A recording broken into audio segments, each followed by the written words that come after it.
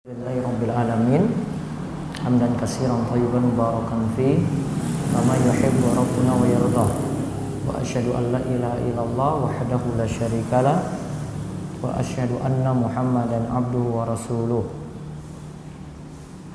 Allahumma salli ala nabiyyina wa sayyidina Muhammad wa ala alihi wa man tabi'ahum bi ihsan ila yaumiddin. Allahumma inna nas'aluka ilman nafi'a wa rizqan thayyiban wa amalan mutaqabbala. Puji syukur kita panjatkan kepada Allah. Salawat dan salam semoga tercurah pada Nabi besar Nabi agung kita Muhammad sallallahu alaihi wasallam. Baik, para jamaah ibu-ibu sekalian, pagi ini kita awali dengan hafalan zikir pagi terlebih dahulu.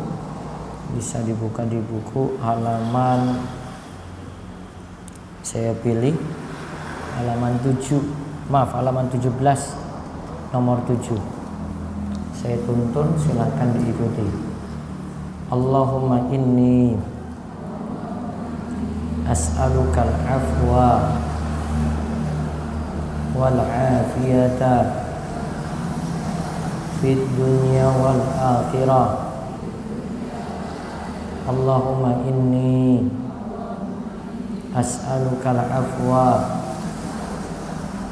wal afiyata fi dini wa dunyaya wa ahli wa mali. Allahumma astur awrati wa amin rawati. Allahumma ihfazni min baini yadayya wa min khalfi wa an yamini wa an shimali wa min fawqi wa a'udhu bi 'azamatika an uqtala min tahti. Allahumma 'alimal ghaibi wasyahada fatiras samawati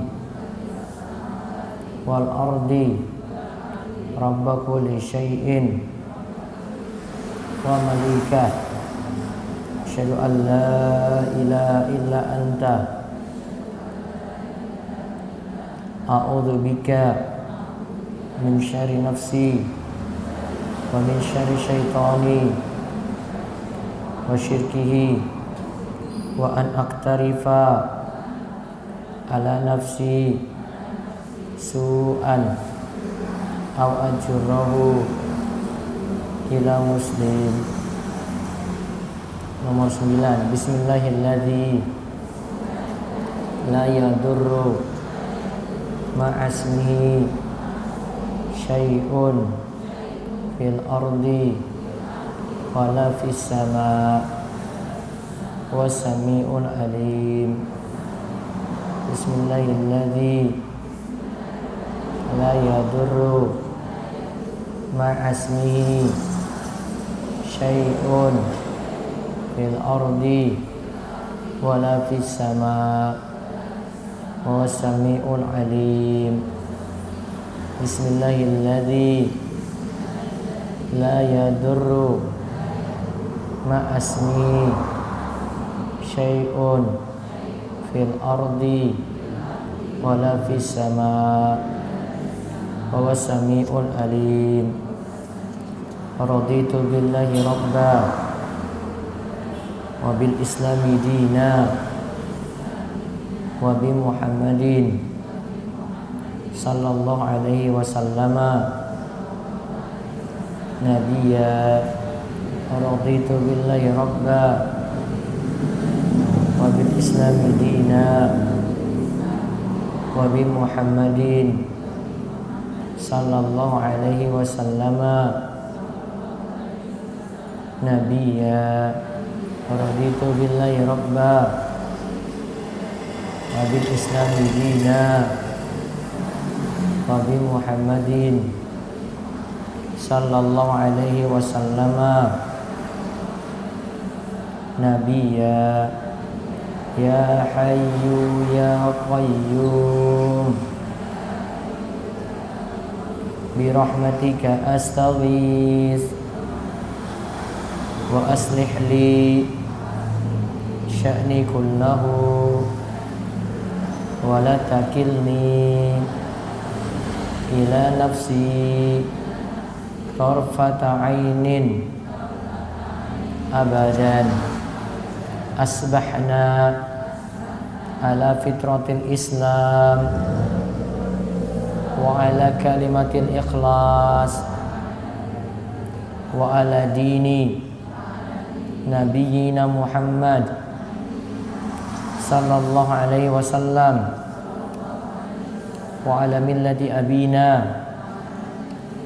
Ibrahima hanifan muslima wa ma kana minal musyrikin.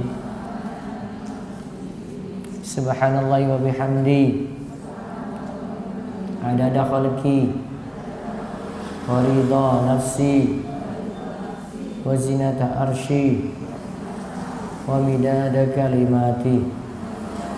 Subhanallahi wa bihamdi adada khalqi wa ridha nafsi wa zinata arshi wa midada kalimati. Subhanallahi wa bihamdi adada khalqi wa ridha nafsi wa zinata arshi wa midada kalimati. Allahumma inni as'aluka ilman nafi'a wa rizqan thayyiba wa amalan mutaqabbala. Baik. Sekarang lihat 50 doa.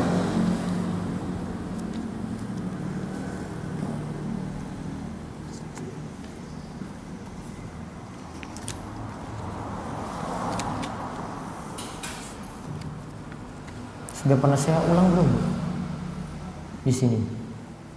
Sudah pernah saya ajar di sini kan? Sampai nomor berapa kemarin, Bro? 8. Baik. Kita ulang dari nomor 1 saya tuntun. Rabbana atina fid dunya hasanah wa fil akhirati hasanah wa qina adzabannar. Itu doa sapu jagat. Terus doa meminta perlindungan dari syirik.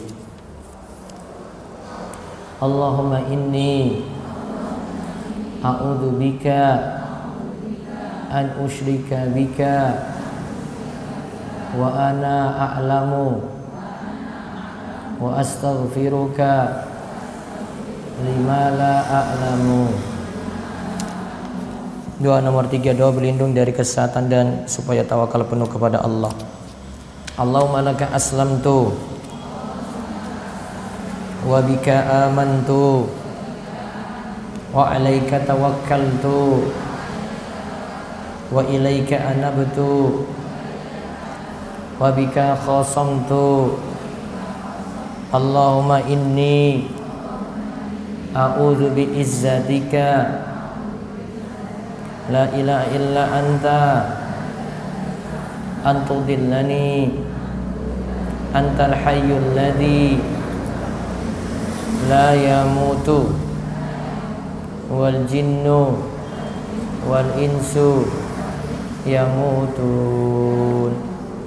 Terus doa nomor 4 supaya rajin bersyukur. Allahumma a'inni ala dzikrika wa syukrika wa husni ibadatik. Nomor 5, doa berlindung dari kemalasan beribadah, masa tua yang jelek dan syahwat dunia. Allahumma inni a'udzubika minal jubni wa a'udzubika an uradda ila ardalil umur wa a'udzubika min fitnatid dunya wa a'udzubika min adzabil qabri. Sekarang doa nomor 6, doa berlindung dari kejelekan, kekayaan dan kemiskinan. Allahumma inni a'udzubika min fitnatin nar wa adzabin nar wa min syarril ghina wal faqr. Allahumma inni a'udzubika min fitnatin nar wa adzabin nar wa min syarril ghina wal faqr. Doa memohon kemudahan nomor 7. Allahumma la sahla illa ma ja'altahu sahla wa anta taj'alul hasna idza syi'ta sahla. Allahumma la sahla illa ma ja'altahu sahla wa anta taj'alul hazna idza syi'ta sahla. Doa agar diperbagus setiap urusan. Doa nomor 8. Allahumma ahsin akibatana fil umuri kulliha wa ajirna min khizyid dunya wa adzabil akhirah. Allahumma ahsin akibatana fil umuri kulliha wa ajirna min khizyid dunya wa adzabil akhirah. Nah, ini juga doa untuk meminta husnul khotimah. Terus sekarang doa nomor 9, doa dimudahkan dalam urusan dan ucapan. Rabbi shrah li sadri wa yassir li amri wahlul 'uqdatam min lisani yafqahu qawli. Rabbi shrah li sadri wa yassir li amri wahlul 'uqdatam min lisani yafqahu qawli. Baik, sampai situ dulu. Sekarang bisa dibuka buletin. Di situ ada 2 lembar ya.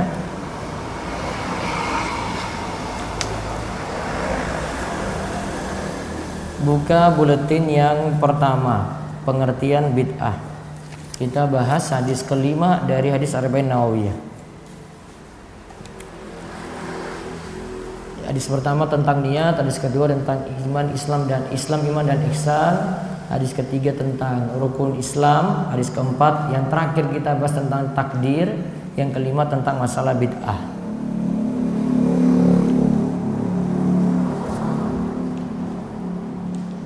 Niat, pengertian bid'ah. Bid'ah secara bahasa berarti membuat sesuatu tanpa ada contoh sebelumnya.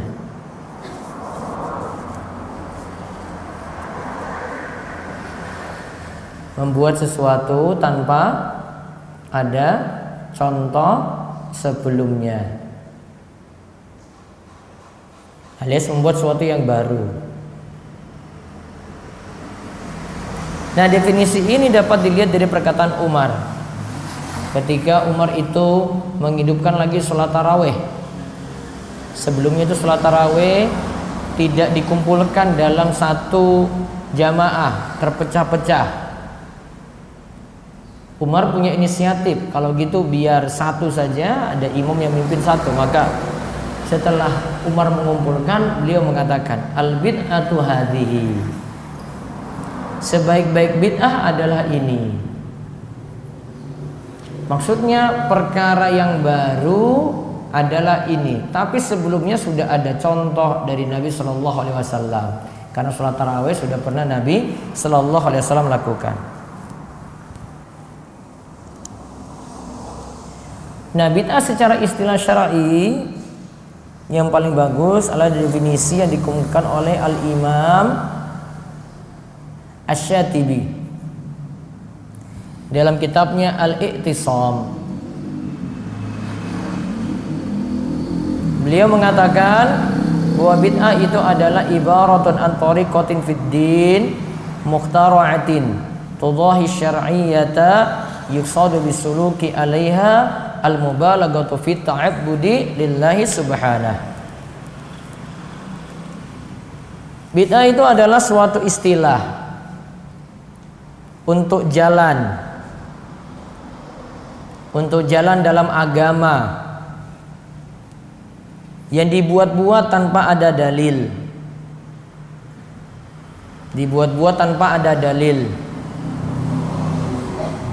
Yang menyerupai syariat.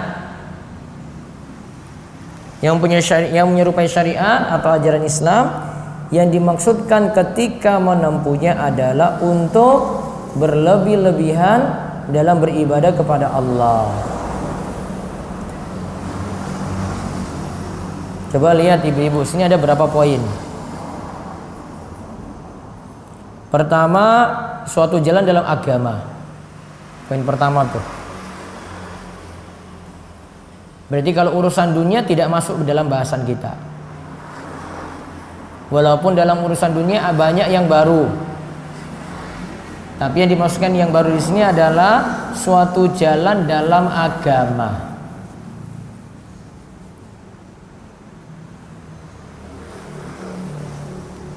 Terus poin yang kedua, yang dibuat-buat. Berarti tidak ada dalilnya, Bu. Jadi ditelusuri dalilnya tidak ada, dalil umum maupun dalil khusus.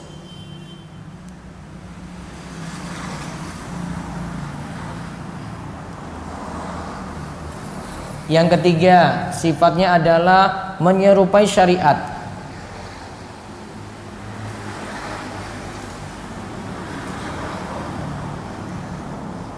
Jadi dianggap itu bagian dari agama. Jadi itu berarti dianggap bagian dari agama karena menyerupai syariat. Jadi kadang kalau ibu tidak lakukan malah dikomentari karena sudah dianggap bagian dari syariat padahal tidak ada dalil.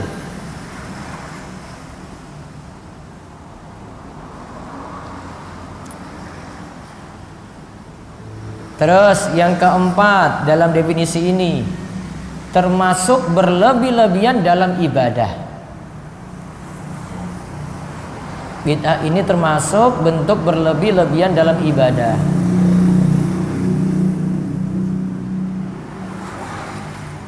Empat poin ya, Bu ya. Satu apa tadi? Suatu jalan dalam agama. Ingat ya, urusan dunia nggak masuk. Kita tidak bahas tentang mobil, tentang pesawat, HP, laptop, kendaraan, boten. Ini nggak masuk bahasan kita. Yang kedua, dibuat-buat tanpa ada dalil. Ada yang kedua, dibuat-buat tanpa ada dalil. Berarti tidak kita temukan dalil untuk masalah ini. Yang ketiga, menyerupai syariat. Ingat ya, berarti sudah dianggap bagian dari syariat.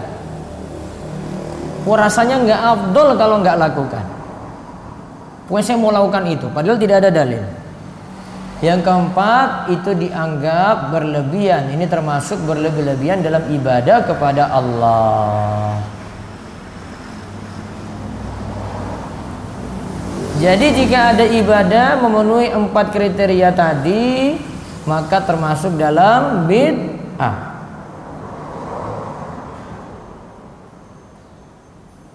Nah, ada keterangan di bawahnya. Definisi di atas adalah untuk definisi bid'ah yang khusus ibadah dan tidak termasuk di dalamnya adat atau tradisi. Adapun yang memasukkan adat atau tradisi dalam makna bid'ah, mereka mendefinisikan bahwa bid'ah adalah thariqatun fid din mukhtara'atin tudahi syar'iyyata yuqsadu bisuluki 'alaiha ma yuqsadu bittariqati syar'iyyati. Suatu jalan dalam agama yang dibuat-buat tanpa ada dalil, sama seperti tadi ya, yang menyerupai syariat ajaran Islam, yang dimaksudkan ketika melakukan adat tersebut adalah sebagai niat ketika menjalani syariat, yaitu untuk mendekatkan diri pada Allah.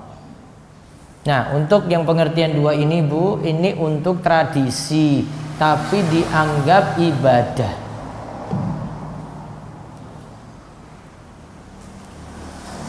Jadi itu kebiasaan masyarakat, itu tidak ada dalil tapi dianggap ibadah. Ya, tidak ada dalil tapi dianggap ibadah.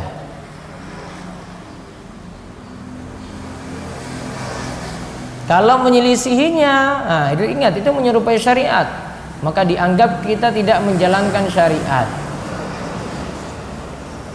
Jadi asalnya tradisi tapi dijadikan ibadah.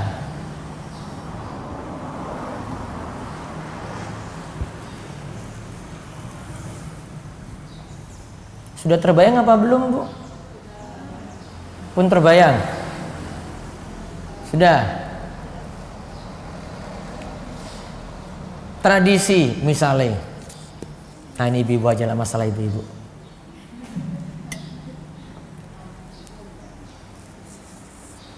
Hamil 4 bulan atau 7 bulan, biasanya orang-orang ngapain? Apa Bu? Ngapain itu mitoni? Apa? Yang dilakukan apa?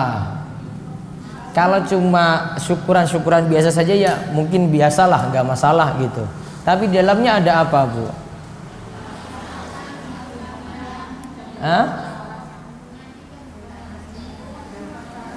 Apa Bu?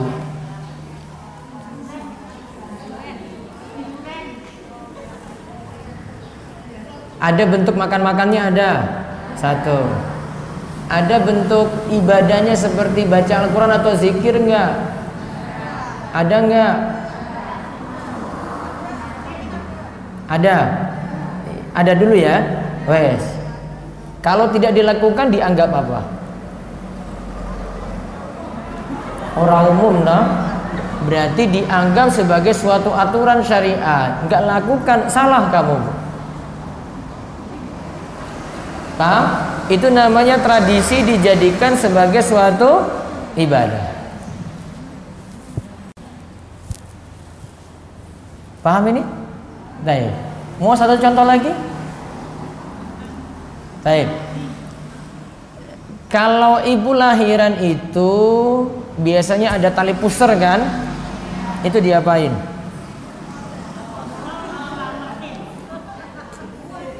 Dipotong, diselamatin. Terus diselamatinnya gimana? Dikasih nasi, kasih ingkong. Wah, itu model baru lagi. Saya belum pernah lihat berarti itu. Orang-orang dulu. Ada yang dikuburkan juga toh? Tapi dikasih apa? Lampu. Ditaruh di mana? Depan pintu rumah. Iya toh? Nah. Kenapa nggak ditaruh di belakang? Kenapa depan pintu? Nah. Kemudian kenapa dikasih lampu? Nah itu tadi, dianggap tradisi ini bagian dari syariat, orang tidak lakukan dianggap salah. Itu contohnya.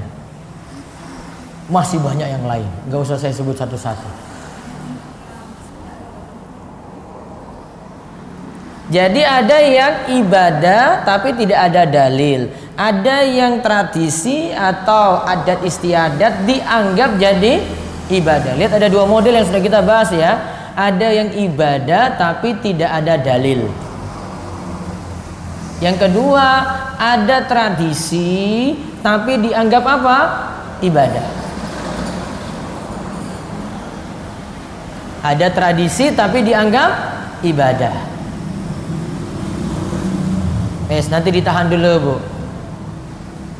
Nanti tinggal mikir sendiri. Kan baru 2 contoh, Bu. Padahal ada 1000 contoh. Masih banyak. Ya nanti terakhir, Bu. Kayaknya nggak tahan mau curhat ini. Nah, lihat pengertian lagi di bawahnya. Definisi yang tidak kalah bagusnya ini dari Syekhul Islam Ibnu Taimiyah.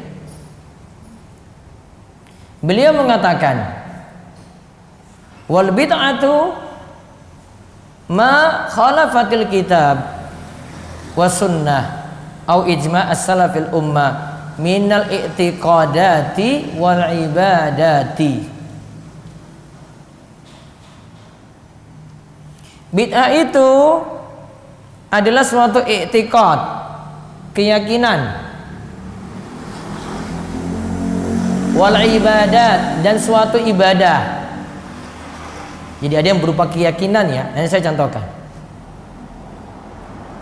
Ada yang berupa ibadah, yang dimana menyelisihi Al-Quran, As-Sunnah, atau ijma',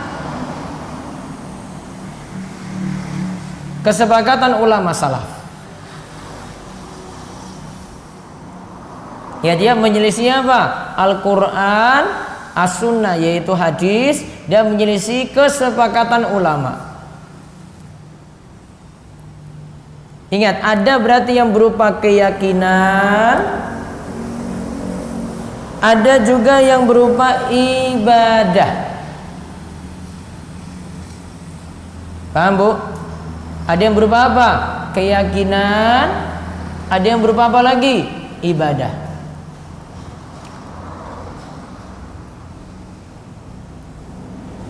Contoh keyakinan. Ini keyakinan-keyakinan yang tanpa dasar. Namun biasanya kalau ini dilanggar malah masalah. Dianggap itu masalah. Ini kita sebut dengan takhayul, khurafat, mitos. Contoh keyakinan, sebagian orang mayit atau jenazah orang yang telah meninggal dunia itu dianggap masih gentayangan sampai 7 hari atau 40 hari, belum berada di dalam kubur. Makanya katanya masih bisa pulang-pulang ketemu anak cucunya. Kalau keyakinannya kayak gini, nah itu namanya bid'ah dalam i'tiqad, bid'ah dalam keyakinan. Itu tidak ada dasar. Bu, kalau sudah masuk kubur sudah nggak keluar-keluar lagi. Nggak ada bilang gentayangan-gentayangan, itu nggak ada. Kalau nonton TV iya ada yang gentayangan di TV, Ibu. Ini kan terpengaruh TV. Sinetron-sinetron kayak gitu, yang hantu-hantu ya kayak gitu. Nggak ada dasarnya itu, Bu.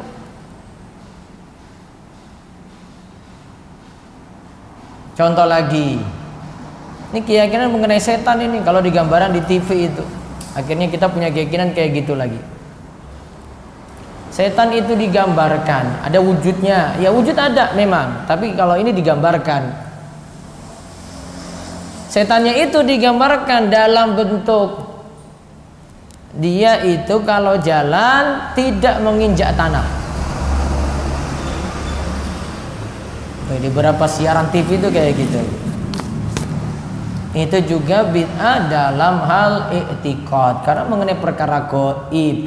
Gaib itu tidak bisa kita tebak, gaib itu tidak bisa kita perkirakan. Harus dengan yakin itu kalau mau diimani. Yakin dengan ilmu, Bu. Itu bid'ah dalam i'tiqad.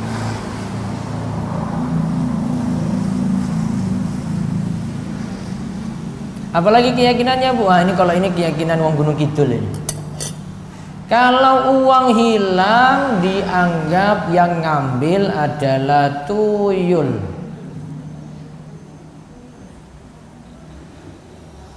Akhirnya dia bilang tetangganya itu yang punya tuyul itu si tetangga ini. Nah. Itu minggu tuyul itu. Tiap hari itu saya sudah hitung uang saya 1 juta sudah saya staples. Namun selalu hilang 100.000 terus. Akhirnya dituduh siapa tadi? Tuyul. Ada tuh yang keyakinannya kayak gitu tadi masyarakat? Ada. Itu bid'ah dalam i'tiqad.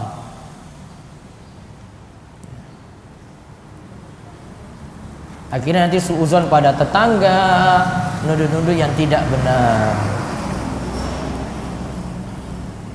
Berarti bid'ah yang kedua, ini bid'ahnya dalam hal ibadah. Ibadah yang tidak ada tuntunan.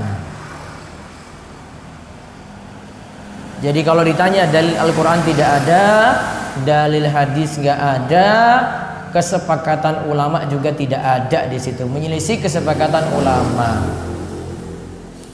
Keyakinan seperti ini, ibadah seperti ini tidak boleh dilakukan.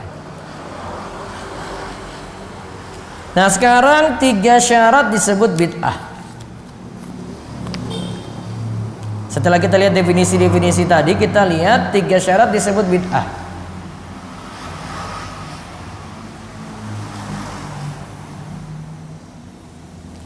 Lihat langsung syaratnya, kita sebut dalilnya dulu. Hadis Al-Irbad bin Sariyah radhiyallahu anhu. Dalam hadis tersebut disebutkan sabda Rasulullah sallallahu alaihi wasallam, "Wa iyyakum wa muhdatsatil umur fa inna kulla muhdatsatin bid'atun wa kulla bid'atin dhalalatun." Hati-hatilah dengan perkara yang diada-adakan. Karena setiap perkara yang diada-adakan adalah bid'ah. Dan setiap bid'ah adalah sesat.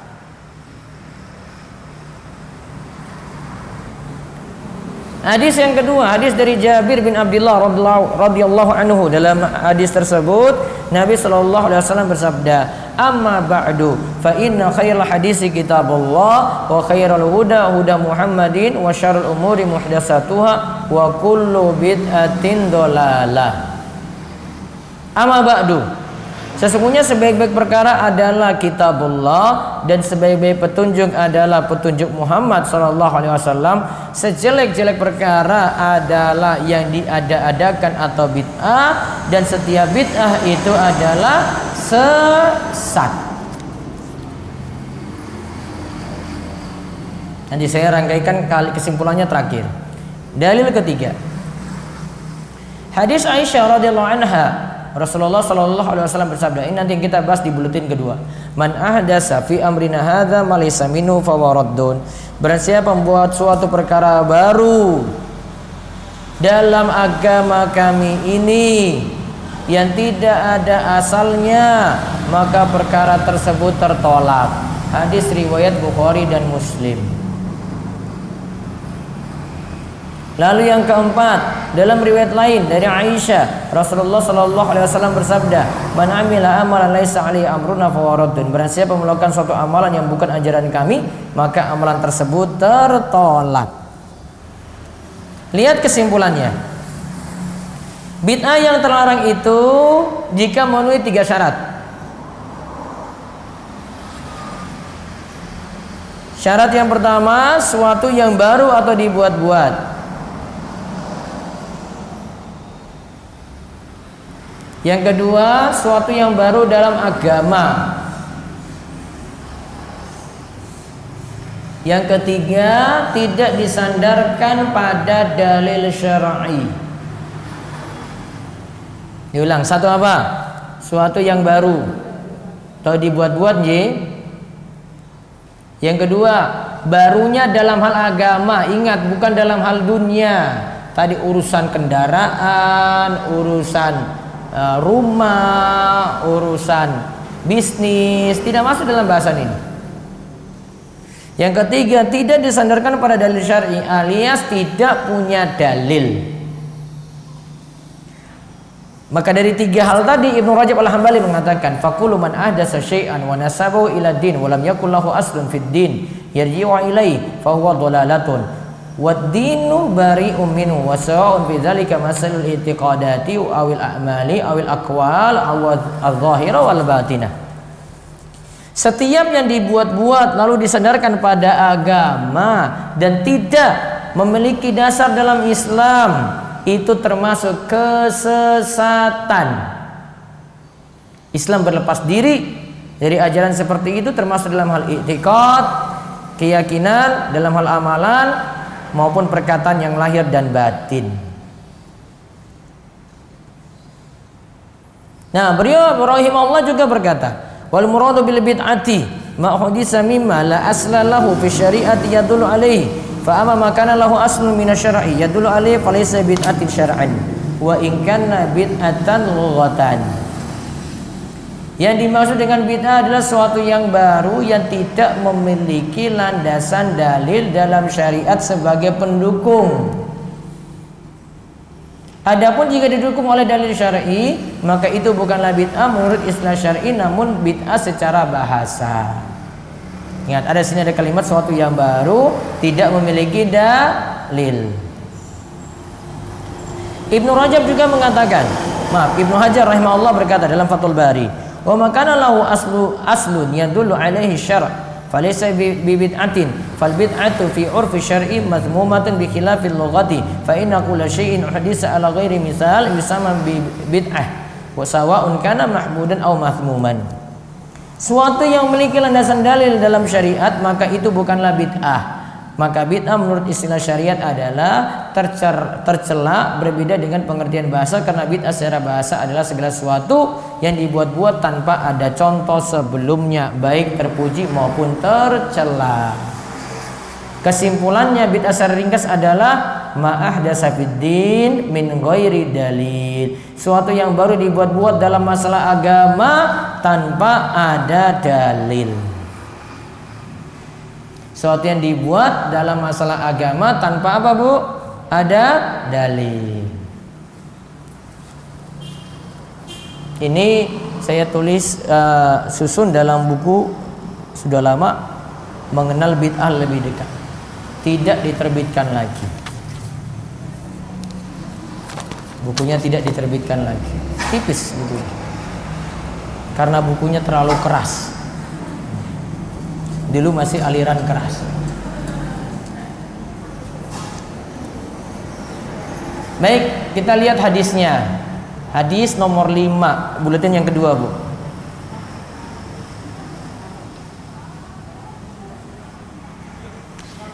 Dari Ummul Mukminin Aisyah radhiyallahu anha, ia berkata bahwa Rasulullah sallallahu alaihi wasallam bersabda, "Man ada sabi amrina hadza ma laysa minhu fa waradun."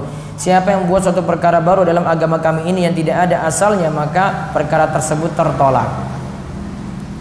Dalam riwayat Muslim disebutkan, "Man amila amalan laisa alaihi amruna fa waradun." Barang siapa melakukan suatu amalan yang bukan ajaran kami, maka amalan tersebut tertolak.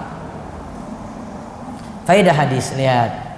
Syarat diterimanya amalan itu ada dua, yaitu ikhlas dan ittiba. Ittiba itu mengikuti tuntunan. Syarat ikhlas ini yang dibahas dalam hadis pertama dalam Arba'in An-Nawawiyah, dulu sudah kita bahas. Yaitu hadis innamal a'malu bin niyat. Sedangkan ittiba ini yang dibahas dalam hadis kali ini, hadis innamal a'malu binniyat adalah timbangan untuk amalan batin, sedangkan hadis nomor 5 kali ini adalah timbangan untuk amalan lahiriah. Nah, Bu, berarti amalan kita mau jadi baik itu dengan dua pertimbangan. Pertama harus ikhlas, yang kedua itu ittiba, mengikuti tuntunan. Ikhlas ini amalan batin, Bu. Sedangkan mengikuti tuntunan itu amalan lahiriah. Maka tidak boleh cukupkan pada salah satu, harus dua-duanya.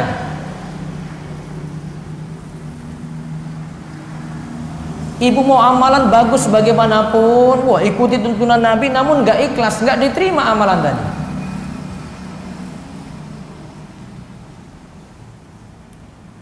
Dan kalau amalan tersebut ikhlas, namun amalannya tidak ada tuntunan, juga tidak akan diterima. Harus ada dua syarat ini sekaligus. Apa pertama? Ikhlas. Yang kedua, ittiba.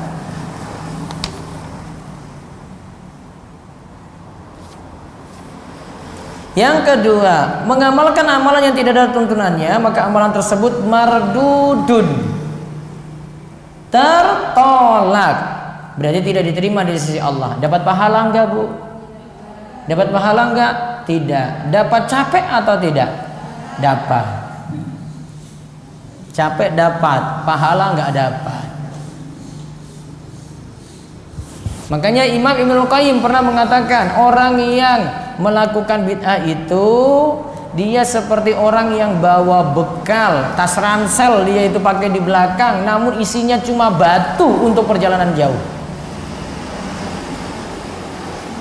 Tas ransel kalau dia mau isi ya bekal makan, namun dia isi batu, dia pakai untuk perjalanan jauh, berarti tidak dapat apa-apa, cuma dapat capek. Yang ketiga, kalimat man ahdasa berarti mengadakan amalan yang baru dalam agama. Kalimat fi amrina bermakna dalam agama. Terus yang kelima, dari dalil ini dapat disimpulkan bahwa sebuah bid'ah itu mazmumah, tercela, tidak diterima di sisi Allah, sehingga pembagian bid'ah menjadi bid'ah hasanah dan bid'ah sayyi'ah, atau membaginya menjadi 5, ada yang wajib, sunnah, haram, makruh dan mubah, tidaklah tepat. Bid'ah hanya satu saja, bid'ah yang tercela. Tidak ada bid'ah hasanah, tidak ada bid'ah yang baik. Ditambah lagi dalam hadis disebutkan celaan pada setiap macam bid'ah, di mana disebut kullu bid'atin dhalalah. Setiap bid'ah itu adalah sesat. Kata kullu di sini bermakna semua bid'ah.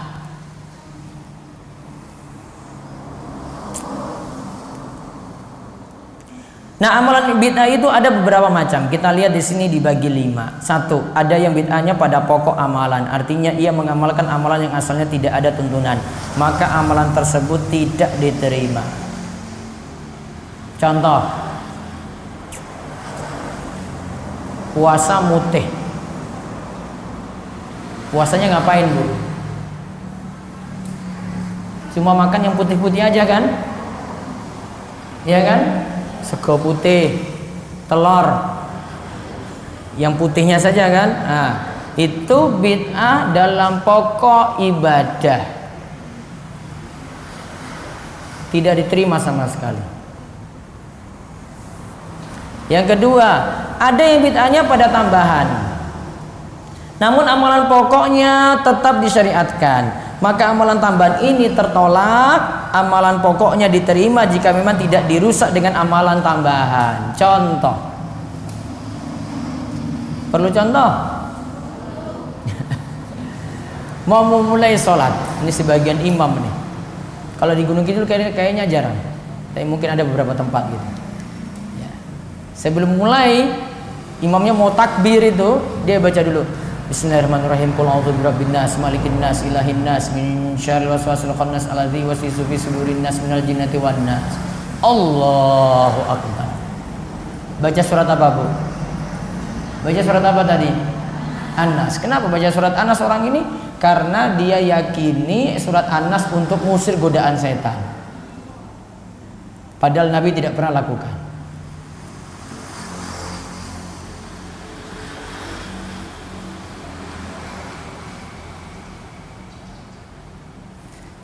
Ketiga lagi, pokok amalannya asalnya ada tuntunan, namun seorang mengerjakannya menyelisih tuntunan, amalan tersebut tidak diterima, seperti berpuasa dari berbicara. Maka tidak ada tuntunan, dia nggak ngomong sama sekali,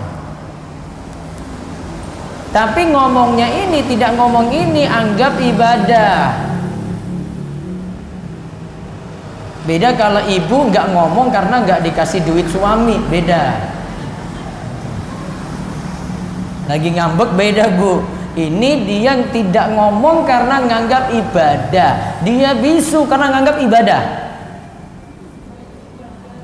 Ada juga contohnya misalnya dia membujang karena nganggap ibadah. Ya, dia hidup membujang, menyendiri karena ada nganggap ibadah. Nah, ini nggak boleh.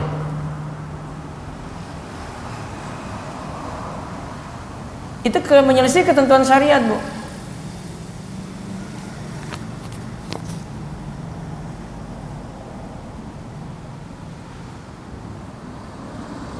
Terus yang keempat, sudah sesuai dengan ketentuan pokok syariat dan caranya, namun jumlahnya yang berbeda dengan ketentuan.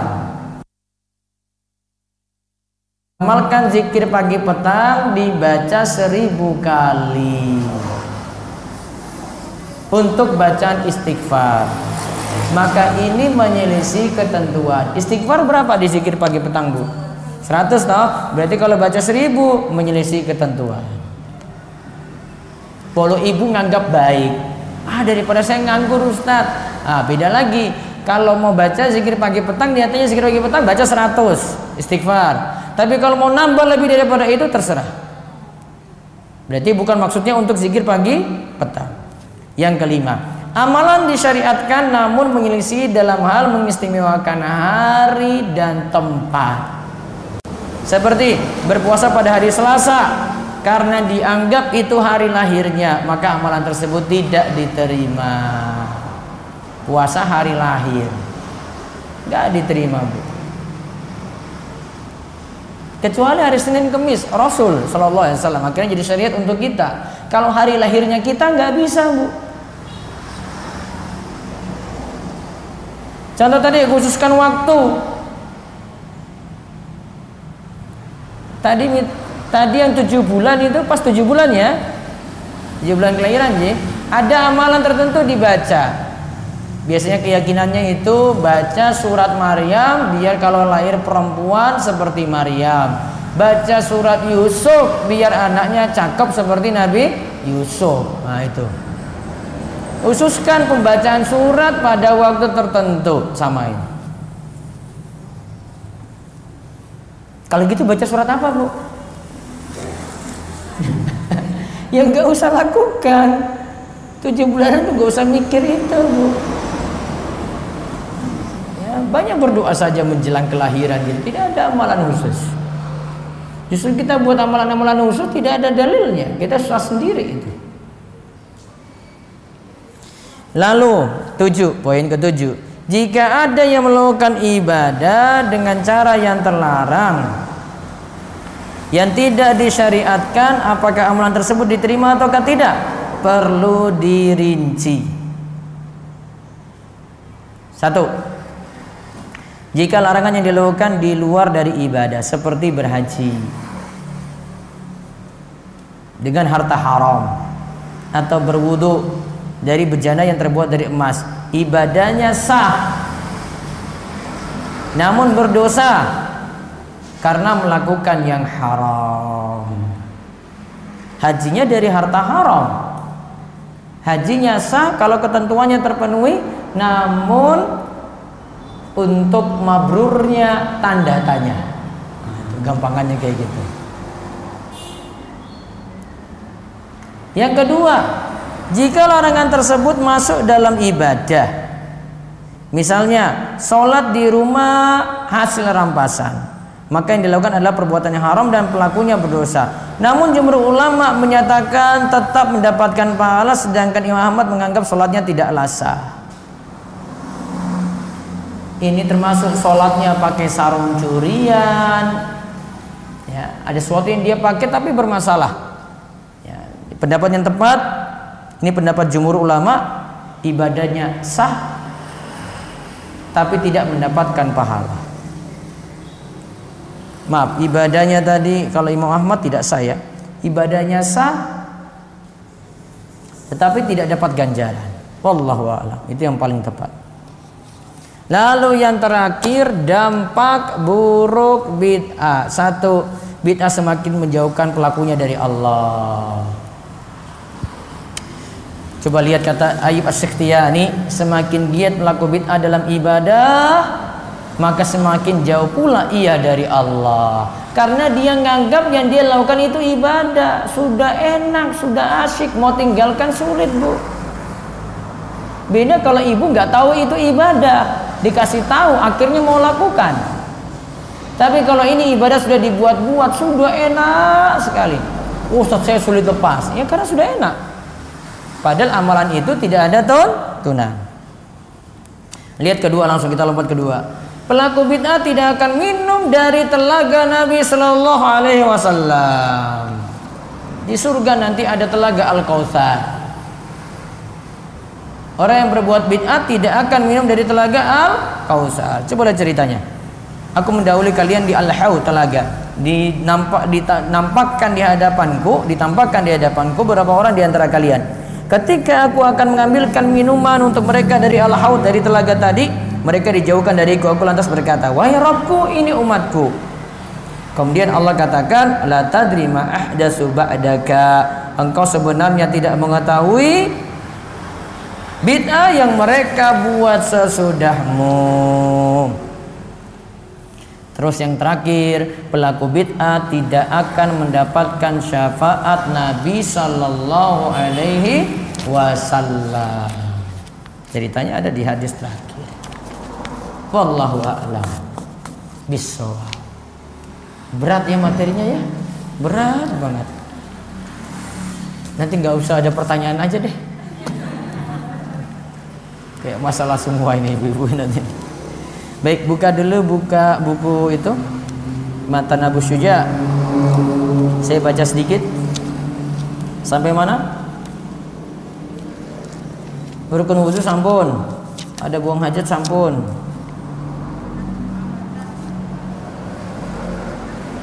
Apa Bu? Halaman?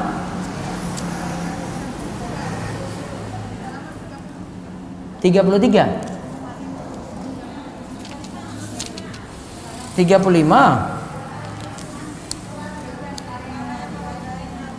Perkara yang mewajibkan mandi. Itu sekarang. Ini yang sekarang, Ji. Taib. Coba saya baca. Lihat halaman 35. Walladzi yujibul ghusla sittatu asya. Yang mewajibkan mandi itu ada 6.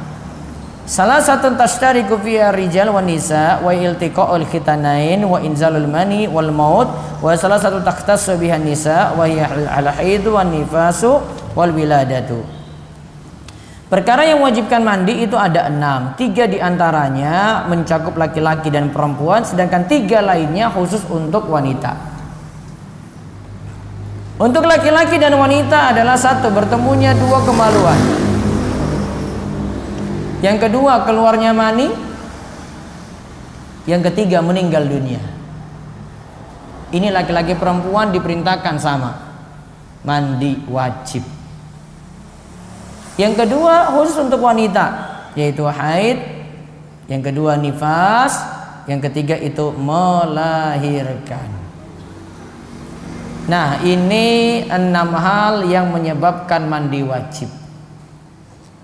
1. Bertemunya 2 kemaluan, hubungan intim walaupun tidak keluar mani. Dicatat lanjutannya itu. Wa illam yunzil, walaupun tidak keluar mani. Yang penting sudah tertemu 2 kemaluan.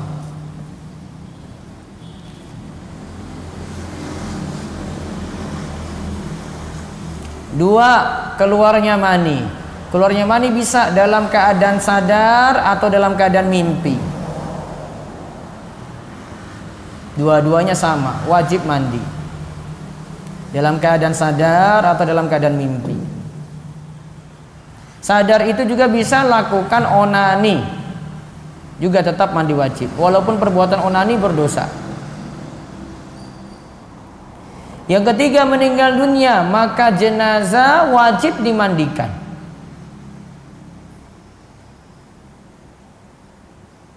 Wajib dimandikan. Hukumnya fardu kifayah. Sekarang khusus untuk wanita, haid. Pertama haid.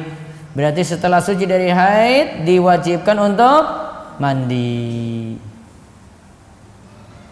Apa tanda berhentinya haid ibu-ibu? 2. Qasatul bayda, jufuf. Pertama keluar cairan putih, atau yang kedua tanda kering.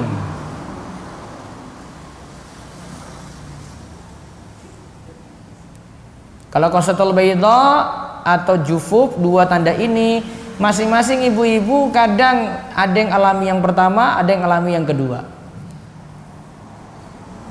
Namun yang paling jelas kalau keluar qasatul bayda, cairan putih. Tapi ada ibu-ibu yang punya kebiasaan tunggu dulu sampai cairan putih keluar, ada yang punya kebiasaan cuma nunggu sampai kering. Pokoknya kalau sudah keluar dua tanda ini salah satunya, maka diwajibkan untuk mandi besar. Tapi ada ibu yang punya tanda qasatul bayda, cairan putih. Maka kalau memang tandanya itu, dia tunggu sampai cairan putih itu keluar. Setelah itu mandi, baru kemudian boleh lakukan sholat, hubungan intim dan yang lainnya. Namun biasanya ibu-ibu itu siklusnya terganggu. Pagi sudah kering, besok pagi keluar lagi flek. Atau pagi sudah kering, besoknya keluar lagi darah.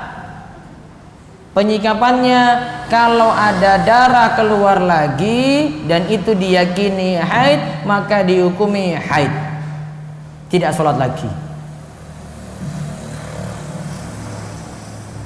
Karena untuk ibu-ibu zaman ini, zaman now, siklusnya terganggu dikarenakan salahnya ibu-ibu sendiri.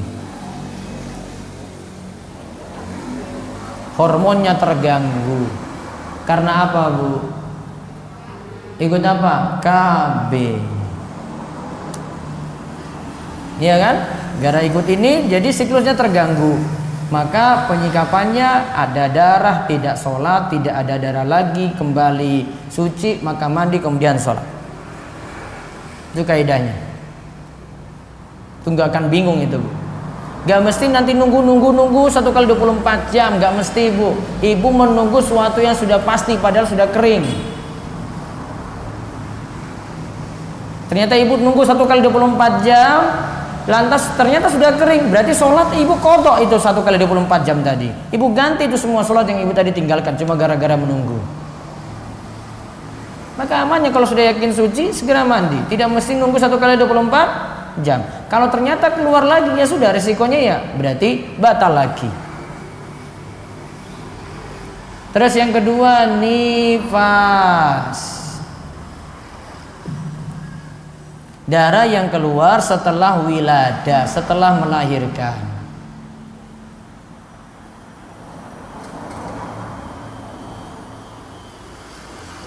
Yang ketiga, melahirkan itu sendiri. Nah, 2 dan 3 ini saling terkait. Kalau melahirkan bisa jadi nyambung dengan nifas, berarti jadi satu. Nifas rata-rata 40 hari. Namun ingat kaidahnya, nifas tidak dibatasi waktu. Boleh kurang dari 40, boleh lebih dari 40.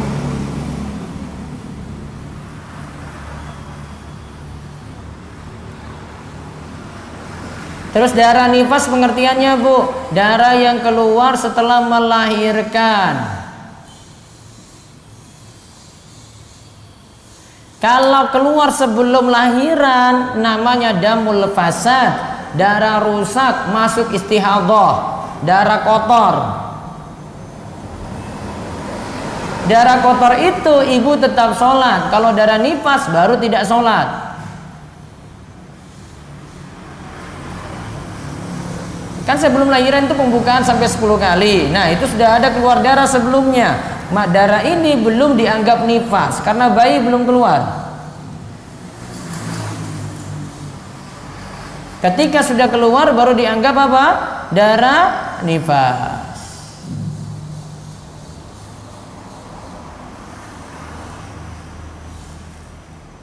Berarti kalau darahnya sebelumnya istihadah, masih sholat nggak? Masih. Bisa sholat nggak ibu-ibu? Hah? Dalam keadaan genting kayak gitu bisa sholat nggak? Nggak bisa. Kontraksi. Apa nggak bisa ini istirahat sebentar gitu kontraksinya? Sholat. Tahan dulu deh, ini mau sholat gitu, bisa? Kalau tidak bisa berarti ya semampunya. Seandainya itu luput, nanti diqadha setelah suci dari nifas. Qadha nanti setelah suci, setelah 40 hari berarti tak? Dulu itu pernah pas lagi lahiran itu nggak kerjakan sholat ini, pas waktunya azan itu misalnya. Karena lagi kontraksi berat mau lahiran, maka sholat ini diqadha nanti setelah suci. Sama seperti yang saya terangkan, kalau ibu misalnya masuk zuhur belum sholat zuhur, nunda sampai setengah 1, ternyata jam 12 kurang seperempat, jam 12 seperempat sudah keluar darah haid, padahal sudah seharusnya sholat zuhur. Maka sholat zuhurnya jadi utang, qadha. Setelah suci, setelah 6 hari, 7 hari, qadha sholat zuhur tadi. Sama itu aturannya. Karena dalilnya Nabi Shallallahu Alaihi Wasallam katakan, man adraka rakaah faqad adraka sholat. Siapa yang dapat peluang dapat 1 rakaat, berarti dia dapati waktu sholat. Dia kan punya peluang dapati 1 rakaat saja kan, maka berarti dia dapati waktu sholat. Harusnya sudah kerjakan. Ya, harusnya sudah kerjakan itu. Dan dalil ini juga jadi dalil kalau ibu suci di waktu asar cuma mengerjakan sholat asar saja, tidak sholat zuhur lagi. Karena Nabi SAW katakan, man adraka rakaah faqad adraka sholat. Siapa dapati 1 rakaat berarti didapati waktu sholat. Kan cuma dapat waktu sholat asar, berarti cuma kerjakan sholat asar saja, zuhurnya tidak. Sucinya waktu isya berarti cuma mengerjakan sholat isya saja, maghrib tidak.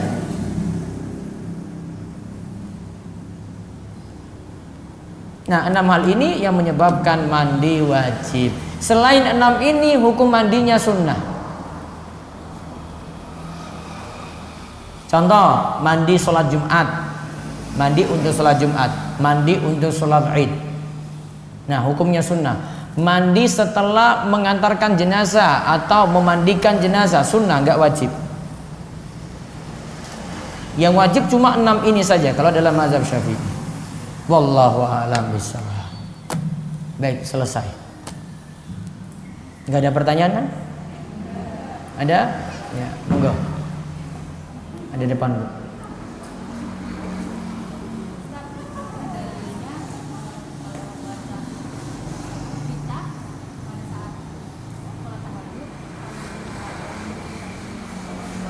Setelah selesai Bu, bentar Bu, bagaimana?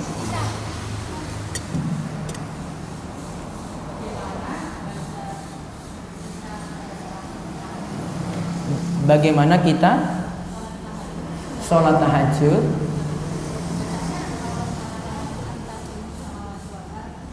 Sholat itu 2 iftitah. Terus? Ji. 2 iftitah macam-macam kalau untuk sholat malam. Bisa itu, bisa juga Allahumma rabba Jibril wa Mikail dan seterusnya. Masih banyak yang lain. Boleh. Kalau itu isinya doa, boleh dibaca. Doa itu bebas. Doa itu tidak pakai dalil khusus. Doa itu bebas untuk dibaca kapanpun. Kalau isinya doa. Ada lagi? Punten Bu. Iya. Waalaikumsalam warahmatullahi wabarakatuh.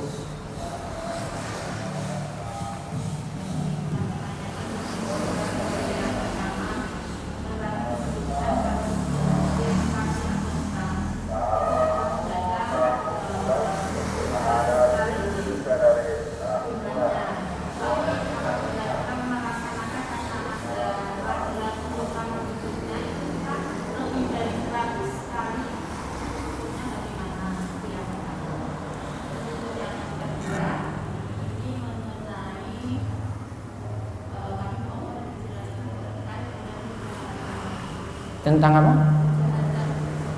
Mujahadah. Baik. Tadi yang pertama coba diulang. Yang pertama tadi, yang pertama.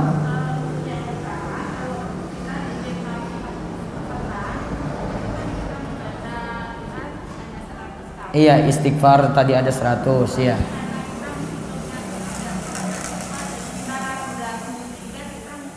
Nambahin, nggak masalah karena lupa. Dan itu kan ibu nggak yakin, itu nggak dijadikan suatu ketetapan juga kan. Misalnya kalau ibu punya keyakinan ini 100, saya mau serak setiap hari 200 aja deh, nggak apa-apa. Nah, ibu sengaja nambah, nah itu baru jadi masalah. Terus kalau mujahadah isinya apa? Wirid gitu.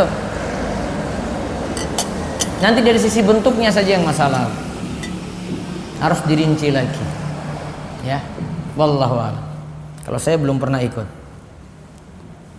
Ada lagi ya, J Mike ya.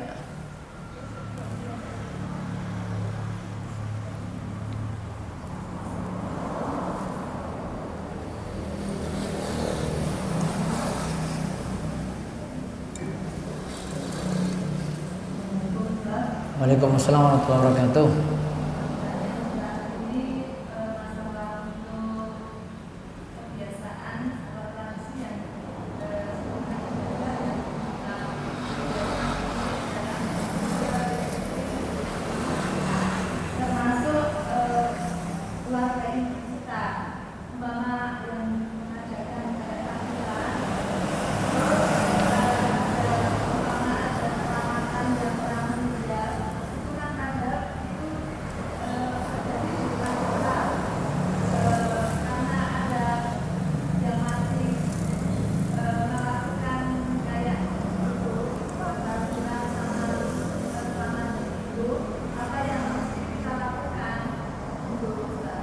Baik. Yang mesti dilakukan sabar.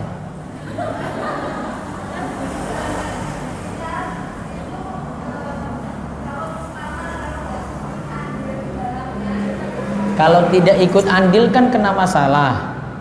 Ya, kalau ikut juga kena masalah. Maka kompromikan dua hal ini. Mana mau tetap ngikut jadi pemain belakang, cadangan di pawon saja, atau tidak ikut kena marah.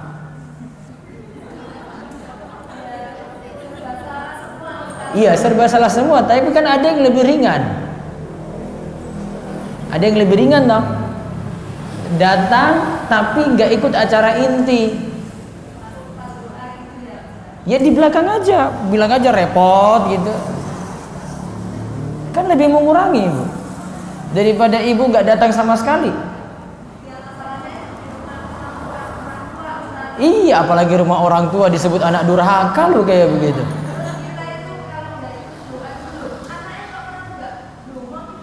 Nah, sudah duduk terus diam-diam aja gitu. Kurang anteng. Pada kena masalah. Iya tak? Orang tua belum tahu, coba mau jelaskan, mau bilang, oh ibu belum tahu sih, bilang, coba mau bilang kayak gitu. Sedangkan dia kalau dengar ini jadi panik nanti. Nah.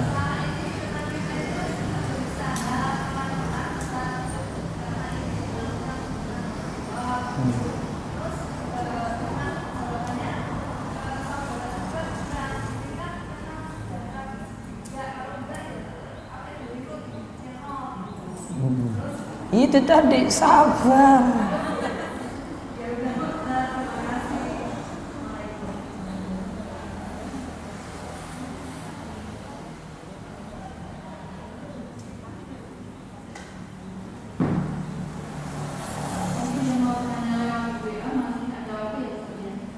Iya.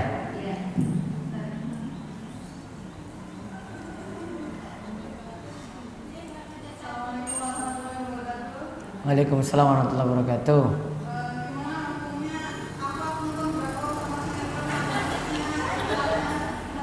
Gimana?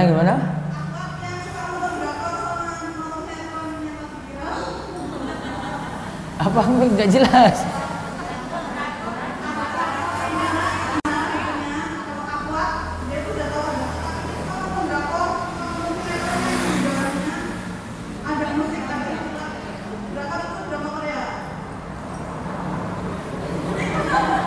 Jadi ada orang yang sudah tahu agama, nonton drakor, berarti kesalahannya akhlaknya bagus nggak?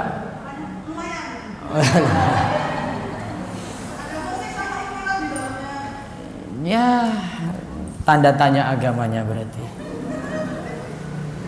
Itu ya, cukup. Ya, satu lewat WA.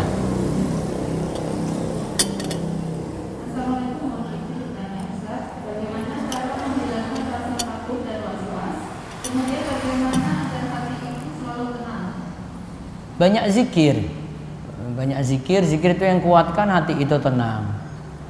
Ya, zikir juga yang kuatkan hati itu hilang gelisah. Namun kalau lain dari zikir maka setan akan masuk, setan akan berikan waswas. Sifat setan cuma dua, min syarril waswasil khannas, dari kejelekan waswas setan. Nah, kapan waswas datang? Kalau kita lalai saking zikir. Kemudian khannas, setan itu bersembunyi kalau kita itu mau berzikir pada Allah. Baik.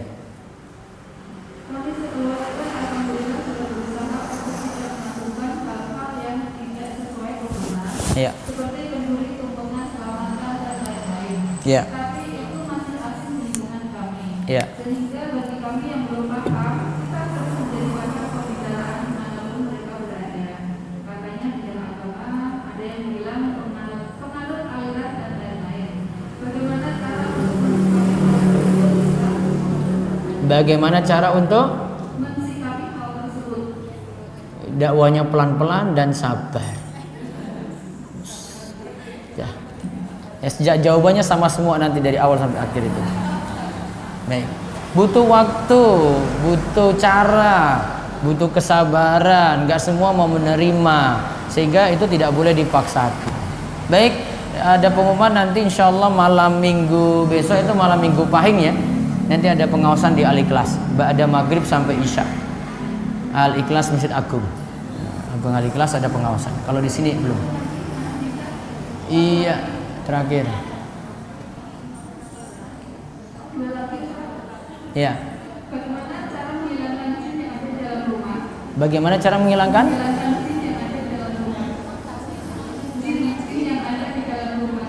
Jin yang ada di dalam rumah.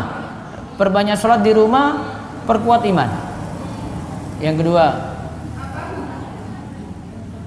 apa hukumnya membantu acara masa dalam acara nikah? tadi sudah terjawab tadi, yang itu tadi itu.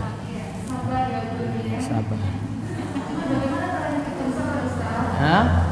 Banyak ngaji nanti insya Allah banyak sabar. Insya Allah. Baik, demikian insya Allah kita ketemu nanti Selasa pertama lagi, nanti dengan hadis yang baru, hadis yang ke-6. Demikian kita cukupkan, kita tutup dengan doa kafaratul majelis. Subhanallahumma bihamdika asyhadu an la ilaha illa anta astaghfiruka wa atubu ilaik. Assalamualaikum warahmatullahi wabarakatuh.